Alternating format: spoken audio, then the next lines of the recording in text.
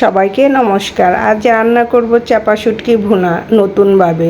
প্রথমে রসুন কোয়াগুলো কেটে ধুয়ে পরিষ্কার করে তেলে একটু হালকা ভেজে নেব। তারপরে পেঁয়াজ কুচি কাঁচামরিচ একসাথে দিয়ে আবার ভালো করে একটু ব্রাউন কালার করে ভেজে নেব। চাপা শুটকি ভর্তা আমরা অনেকেই পছন্দ করি, তবে চাপা শুটকিতে অনেক কাঁটা থাকায় অনেকে খেতে আবার ভালোবাসে না। তাই তো আজ কাঁটা ছাড়াই চাপা শুটকি ভুনা কীভাবে করি সেটাই দেখতে থাকো।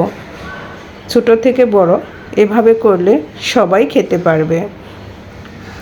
পেঁয়াজগুলো এভাবে ভেজে নিতে হবে। ভাজা হয়ে গেলে এখানে দিয়ে দিব হলুদ গুঁড়া, মরিচ গুঁড়া পরিমাণ মতো, আর দিয়ে দিয়েছি স্বাদ মতো লবণ। সবগুলো উপকরণ দিয়ে আবার একটু নেড়ে চেড়ে হালকা ভেজে নেব। ভাজা হয়ে গেলে এখানে দিয়ে দিব আমি অফ ক্যামেরায় ফুটন্ত গরম জলে চাপা শুটকি দিয়ে এভাবে শুধু চাপা শুটকির পিউরিটা নিয়েছি। একটু চামচ দিয়ে লাড়া দিলে কাঁটাগুলো আলাদা হয়ে গিয়েছে। তারপরে ছেঁকে শুধু এর পিউরিটা নিয়ে দিয়ে দিলাম।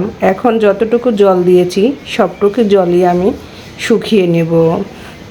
এই তো দেখতেই পাচ্ছ আমার চাপা শুটকি ভুনাটা প্রায় রেডি। দেখতে পেলে খুবই সহজে কাঁটামুক্তভাবেই আর চাপা শুটকি ভুনাটা করে নিলাম। কেমন হলো?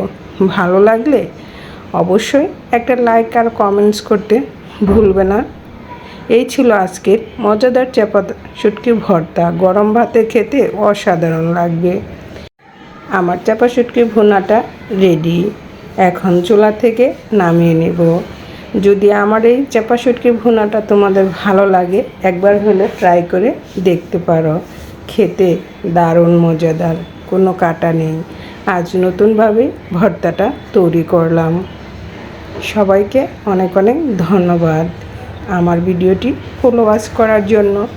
সবাই ভালো থেকো, সুস্থ থেকো। আবার দেখা হবে নতুন ভিডিও, নতুন রেসিপিতে।